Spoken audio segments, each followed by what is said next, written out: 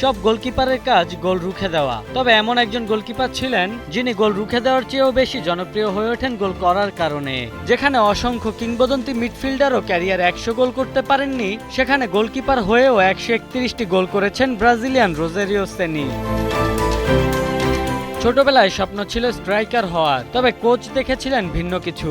প্রাচীর হয়ে দাঁড়ানোর প্রতিভা দেখতে পেয়েছিলেন বলেই কিনা শেষ পর্যন্ত গ্লাভ জোড়া তুলে দেন তাকে, কিন্তু গোল করা তো রক্তে মিশে ছিল সেনির।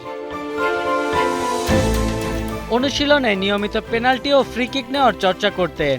ধীরে ধীরে সেট পিসে এতটাই দক্ষ হয়ে ওঠেন, একসময় গোলকিপার হয়েও দলের গুরুত্বপূর্ণ সেট পিস টেকার বনে যান। দলও ভরসা রাখতে শুরু করে সেনির ওপর, নিতে শুরু করেন ফ্রি কিক ও পেনাল্টি। ক্যারিয়ারের বেশিরভাগ সময় কেটেছে সাও পাওলোতে। 1997 সালে প্রথম গোল করেন ফ্রি কিক হতে, শেষ গোলটি আসে পেনাল্টি থেকে। সব মিলিয়ে করেন 131টি গোল, যার মাঝে 69টি গোল ছিল পেনাল্টি ও 61টি গোল ছিল ফ্রি কিক হতে, ও অন্য গোলটি আসে ইনডিরেক্ট ফ্রি কিক হতে। গোল করেছেন মোট 124টি ম্যাচে, যেখানে তার দল সাও পাওলো জিতেছে 92 বার। তিনি গোল করা ম্যাচে দল হারে মাত্র 9 বার, বাকি ম্যাচগুলোর ফলাফল ছিল ড্র।